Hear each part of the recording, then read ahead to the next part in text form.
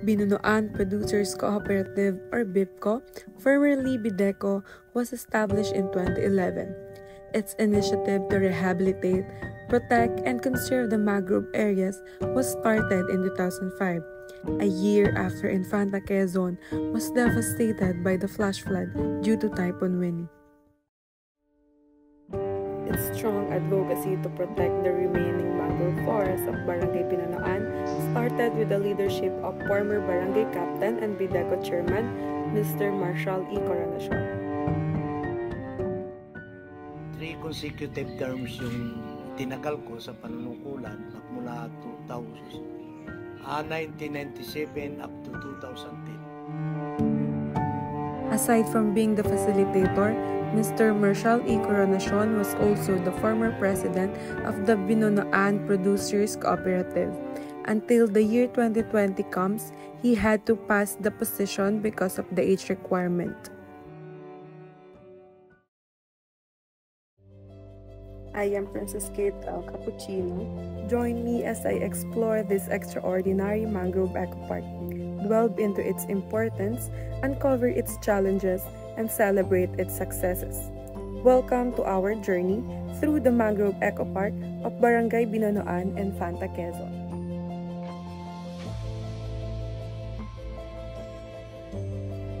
This existing 17 hectares with approved CBFMA project was recovered from the approved fish pond of private individuals and was rehabilitated into Mangrove Eco Park from the support of its committed BIDECO and BIPCO members.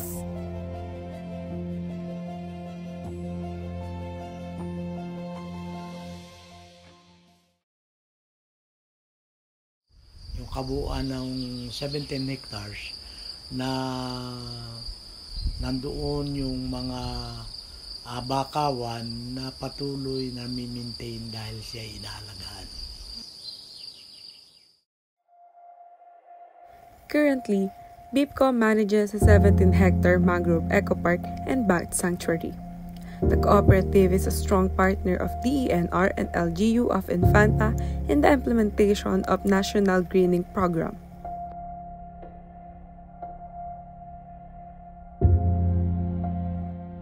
According to Mr. Marshall E. Coronacion, the University of the Philippines Los Baños campus provide and taught them how to take care of different kinds of sea creatures inside the mangrove eco park. Mga mag-alaga ng alimango, samaral, bangus, at iba't iba pa rin uri ng isda na matatagpuan dito sa mangrove.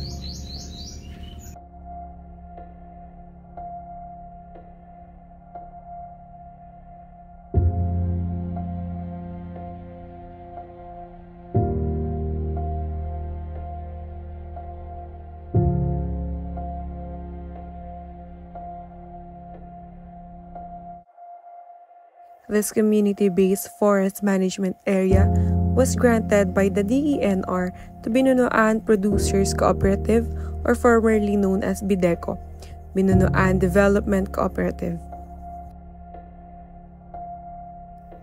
The Mangrove Eco Park was funded through the use of Carmen Championship at Lucena City during the governance of the former Mayor Potes of Infanta Quezon. The prize, worth 3 million pesos, was distributed into 3 barangays, which are Barangay Alitas, T. Parma, and of course Barangay Binunuan, which they use for the improvement and development of the Mangrove Eco Park.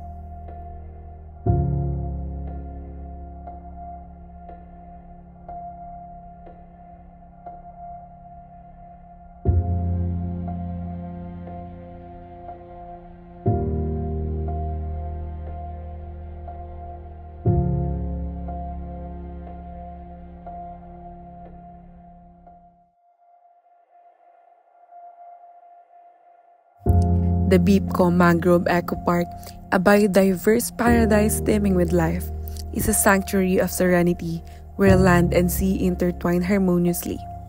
This unique habitat, characterized by its dense mangrove forest and intricate network of tidal channels, serves as a vital refuge for a myriad of plant and animal species. Amidst the tranquil beauty of the mangrove eco park, a remarkable phenomenon unfolds as twilight descends, the gradual nesting of bats. These enigmatic creatures, with their leathery wings and keen nocturnal senses, find solace in the embrace of the mangrove forest.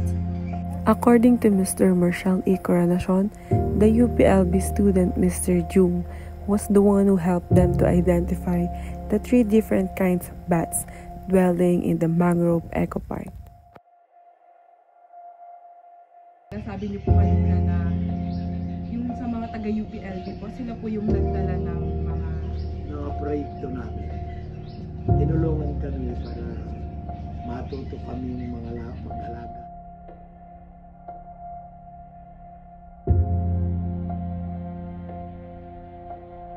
Itong si Jong Tolentino sa Paniki na siya nag-research.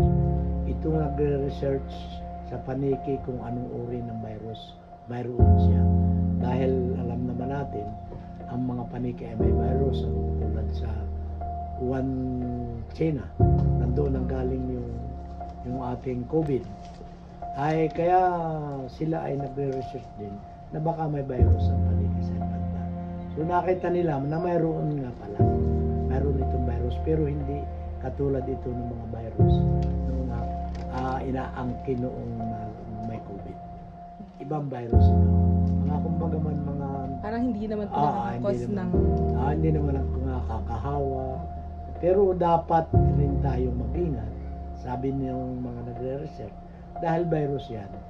Pero hindi ito katulad ng mga virus na madaling transfer sa tao. Sa hayop. Yun. Kaya sabi niya, iba yung ingat din kung maaari pupunta kayo roon ang inyong mga kuhan. Ay merong mga face mask. Kaya makakapit na kayo ng face mask ditong gamit sa amin. At pag minsan, naka-face mask yun sila. Punta po. Pero sa tinagal-tagal na, mga ilan, 2014, 2024, so 10 years na, wala namang nangyayaring aksidente o ano pa mang pangyayari na nagkaroon ng virus na sumalit sa tao.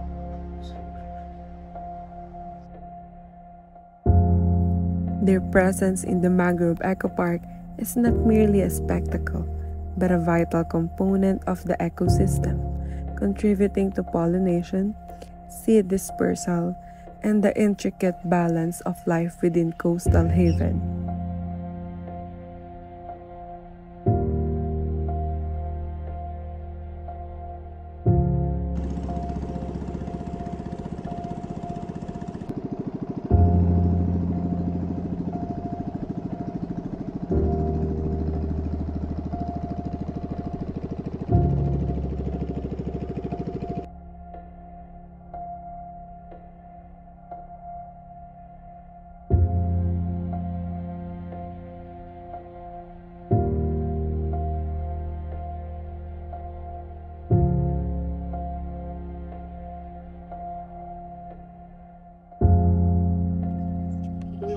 Alagaan ng pangos na halos nasa mahiglang 1,000 square meter. Naanihan namin ito ng mga 100 kilos o mahigit pa.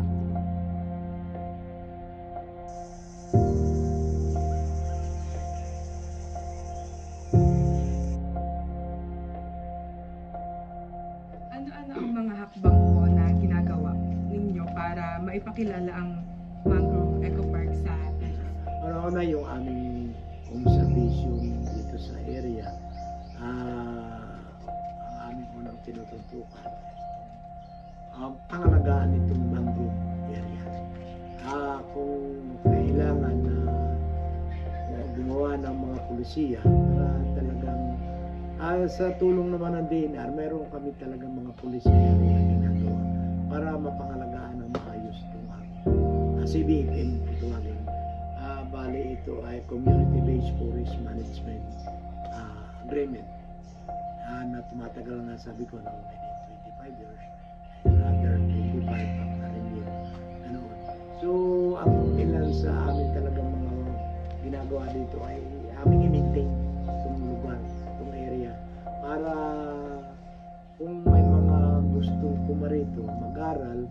bumisita at nakita itong aming eco park na ito, ay okay siya.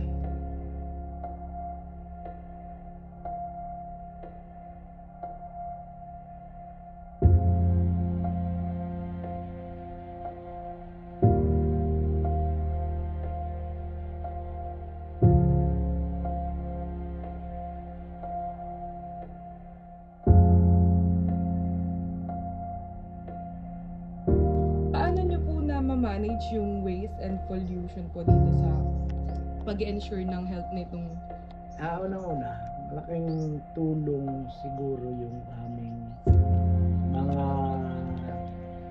mga mangroves, dahil yung mangroves namin hindi siya napipinsalang tuwiran o dahil napapangalagaan niya. Ito yung nagbibigay ng patuloy na napiprevent namin yung kahit bagya, yung climate change natin na dumarating sa kasalukuyan. Napapanatili pa rin yung lamig ng klima dahil lang sa mga puno. Dami ng puno na nandito sa amin. Mukha dito sa lugar na ito sa Pisin. Kung hindi kami nandito, malamang sira na itong environment dito.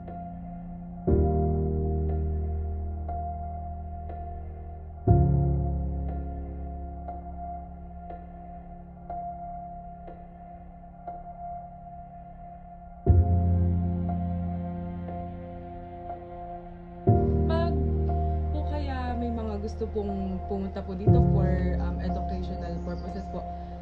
Ano po ba kayo? May practices po ba kayo na pwede nyo sa kanilang ipagawa? Katunayan, marami nang nagpunta. Willing kami at tumatanggap kami talaga ng mga estudyante kahit sa mga schools. Pero ang mga nakalimitan ay UP na. UP Diliman, UP Los Baños. Nagkakaroon din kami ng mga estudyante na nagtitraining or nakikipag-coordinate kung ano para ma-interview kung ano yung mga pangalaga sa bakawan, ano-anong uri ng mga mangrove species mayroon dito sa Binunuan. May mga information po kaya kayo through websites po, gano'n? Kung maayos yung aming email, maayos yung aming online, ay sinisikap namin magkaroon kami para totally magkaroon kami ng website para maging mabilis yung aming komunikasyon sa iba.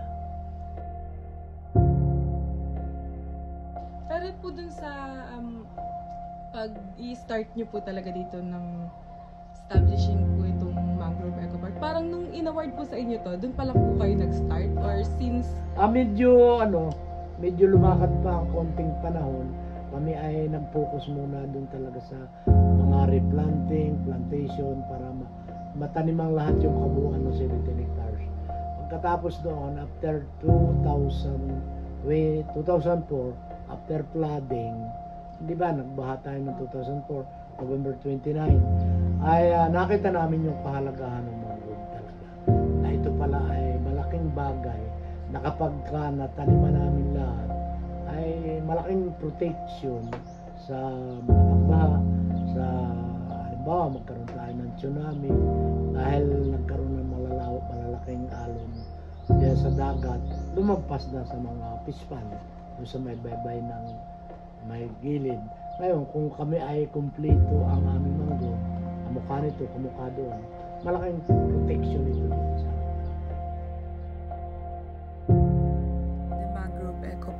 stands as a testament to the harmonious coexistence between nature and mankind. Its lush greenery, diverse wildlife, and vital ecological functions are a reminder of the importance of preserving and protecting our natural habitats. As we continue to educate and inspire visitors about the significance of mangroves, we pave the way for a sustainable future where conservation and recreation go hand in hand. Let us strive to be stewards of this precious ecosystem, ensuring its longevity for generations to come.